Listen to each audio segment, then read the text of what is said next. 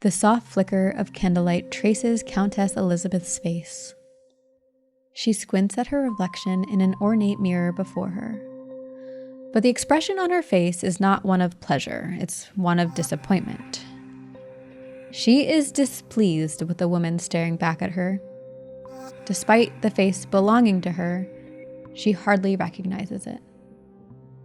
A stranger. She sighs and changes focus to the headdress resting on her head. A meek voice speaks up to inform the Countess that the headpiece appears crooked. Regret instantly consumes the servant girl as those words seem to linger in the air. She wishes she could swallow them back, but they hang there, heavy, palpable. And Elizabeth turns slowly, eyes narrowing. And then she strikes the servant girl, her hand colliding with the girl's ear so hard that the skin in her nose bursts and a fine spray of blood flies through the air, landing on Elizabeth's cheek. As the servant girl collapses to the ground in a heap of tears, Elizabeth turns back to face her reflection, chillingly calm. She admires the blood painted upon her face and slowly wipes it off with her hand. And that's when she sees something unusual. The spots on her face that moments ago were covered in blood, they appear different, brighter, softer, more youthful. And that is when she gets an idea. She knew how to steal back time. The answer was simple: the blood from youthful girls. And from that night on, Elizabeth Báthory began to bathe in blood. Absolutely sick. It's hard to say, again, for sure, if any of this really happened and whether or not Elizabeth really bathed in her victim's blood or not. But this just serves as one of the many potential reasons why she did what she did. Yeah, like in time, did someone say, oh, she was probably bathing in the blood because she thought it would make her younger? Because that almost feels... You want to give a purpose to her horrific acts. I don't think she did it for youth. I feel like she doesn't actually truly care what people think of her. Because if she did, why would she do any of this? Right. Just sick. Okay, but around this time, in 1607, the Blood Countess rumors started to take shape.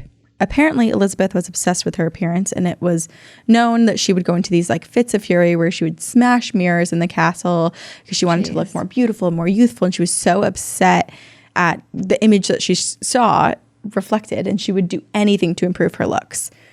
Up through the early 1600s, the Countess and her conspirators only chose victims who were peasants, so members of the poor class who didn't have as many family members available to look out for them. But by 1607, it was estimated that her list of victims had already reached 200, and that's 200 individual lives that were snuffed out. And also these victims, again, like even if they did have family to care about them, they're family of like the poor people. They weren't in a position. Who couldn't say anything or do anything. Right. And I feel like when you were in that position too, it's like, I feel like so many people sent their children away to castles to work. Yeah. And it wasn't an odd thing to not see them for like a year. Exactly.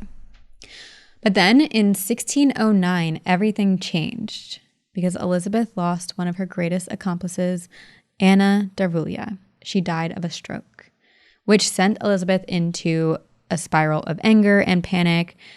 She apparently was more terrified of aging, more than ever before, and now she's like, I need guidance.